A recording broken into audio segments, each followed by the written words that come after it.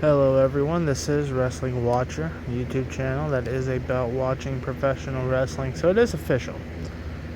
Brock Lesnar has announced his retirement from WWE following his loss to Obafemi at SummerSlam at Inside Hell in a Cell. He announced it on the Pat McAfee show, and WWE has moved his profile over to the alumni section.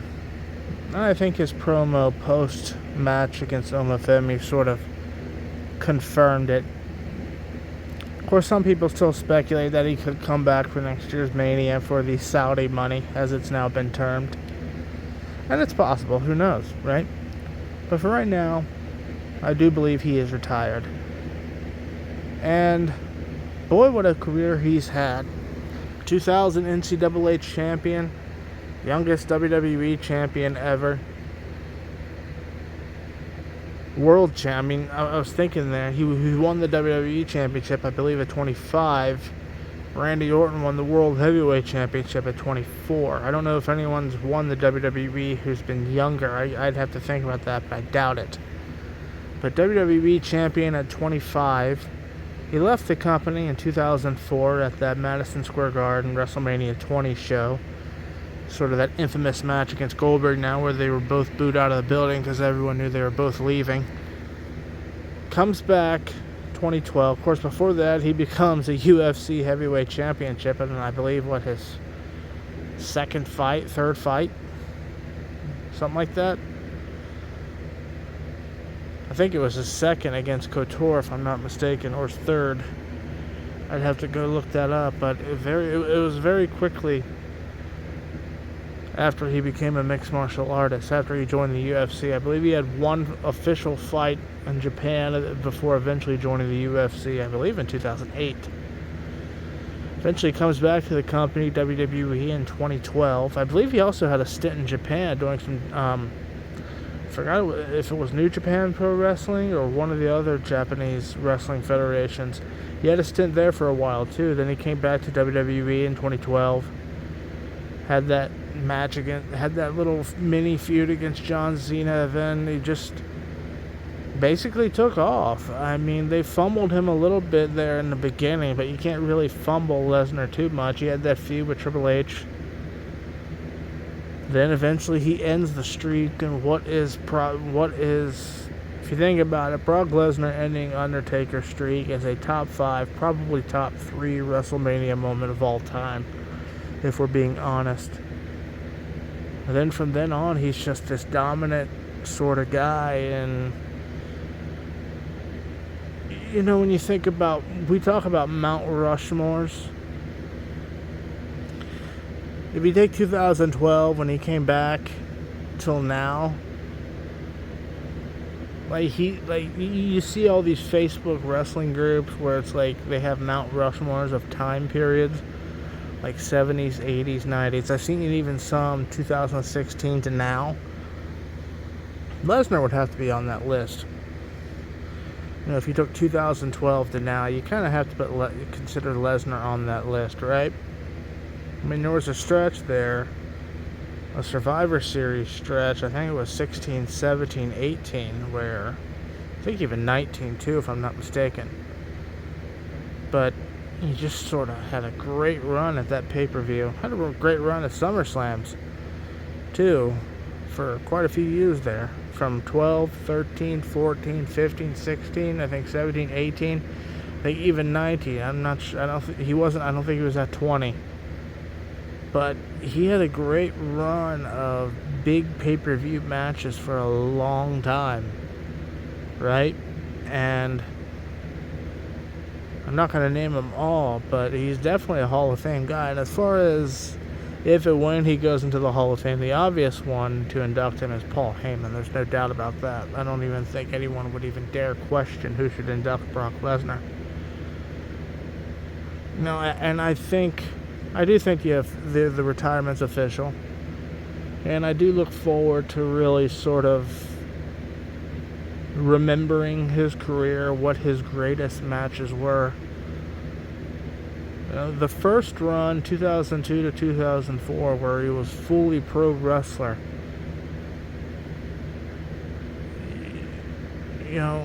is completely different from the 2012 to now run when he came back. Because he was an attraction when he came back. He wasn't a pro wrestler. He wasn't in there. He was completely different from your week-to-week pro wrestler. He was an attraction. I think that's undeniable. And it'll be interesting moving forward, looking back, seeing what his greatest matches, thinking about what his greatest matches were, what his greatest moments were. I think his greatest WWE moment, obviously, is the streak. I think that will, like I said, that's a top 5, top 3 WrestleMania moment of all time. I don't think you can deny that. The entire stadium went quiet. The facial reactions told the story. That is absolutely undeniable. You just think about moments with him. The 2014 SummerSlam match with John Cena, where we saw... You didn't really... I can't think of another time when you saw another main event guy, a champion, especially of John Cena's caliber, just get completely squashed. I think it was 16 German suplexes or something like that, and 2 F5s, and virtually no offense from Cena. I can't remember another time when a champion got just squashed like that, right? I can't imagine Hogan or Austin or even Rock or anyone allowing that to happen to them. So that's a testament to Cena to, allow that to happen. But it made Brock look so dominant, especially he beats the streak, then he just destroys Cena like that. It was, they did everything they could to really just push him over. And then you gotta look at his feud with Roman, which I don't think fans will ever put that in the greatest feuds of all time category. I just don't see that. I think WWE could make an argument for it based off of box office, obviously. I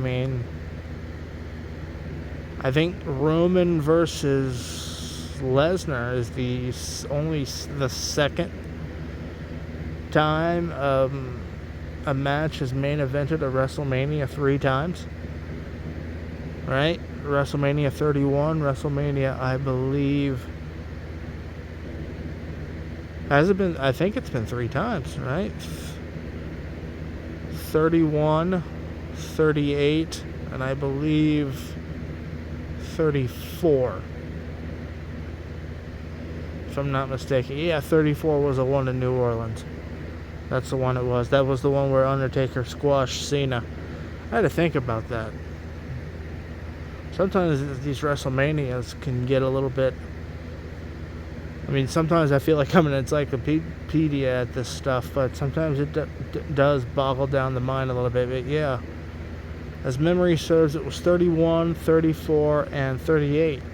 All Lesnar versus Roman closing out the show. That has to be considered. Fans, I don't think, ever will. But, if you're WWE, the company, when you put a match on 3 times to close Mania, it has to be one of the top feuds in your company's history. Fans will never say that. The company probably should. The only other match that ever has done that would be Austin versus Rock. And even that's arguable, because it was the last match at 15, the last match at 17, and it was going to be the last match at 19. Some consider it the default main event anyway, because they consider that the match that sold 19. But it was Lesnar and Angle that main evented that one, as everyone remembers, because they weren't sure if Austin was going to be actually able to perform because he had a medical issue the night before, I guess a panic attack or something like that. But, yeah, Lesnar and Roman's the only other match that they've had 3 times at that event that I can think of, other than Austin and Rock, as I said. So, it's definitely, you have to consider that top feud in the company's history. And then you look at his history at Survivor Series, at SummerSlam. Like I said, there's a 3 or 4 year history there of just solid main events. are solid matches at Survivor Series. I think, you had that 2016 one where Goldberg spears him quickly for a squash that shocked everyone, that sort of reignited Goldberg in the company. You had 2017 where it's him and I believe AJ Styles. And then you had 2018 where it was him and Daniel Bryan, now known as Bryan Danielson. He was Daniel Bryan, obviously, in WWE. I'd have to think about 2019. I don't quite recollect that one. But, yeah. And then that SummerSlam, 2012, Triple H, 2013, Punk, 14, the squash versus Cena, 15, headlining the match with Undertaker, 2016, Randy Orton, right? You can go on down the list. I believe 2017 was that fatal four-way with Joe, Roman, and Braun Strowman. 2018, I believe he main evented with 2018, I believe, was Roman, where he put him over for a championship there. And then 2019, I believe it main evented with Seth, where he put him over too. So if you think about it, I mean, it's a strange thing, right? Because most fans would really struggle to put him on any sort of Mount Rushmore because he's not a week-to-week wrestler. But if you look at the pay-per-view resume of the premium live event resume, you don't really have a choice but to put him on a Mount Rushmore sort of list. At least from the time he came back to now. But this is a longer one than usual, guys. Apologies. But this is going to be it for this one, and thank you. Bye.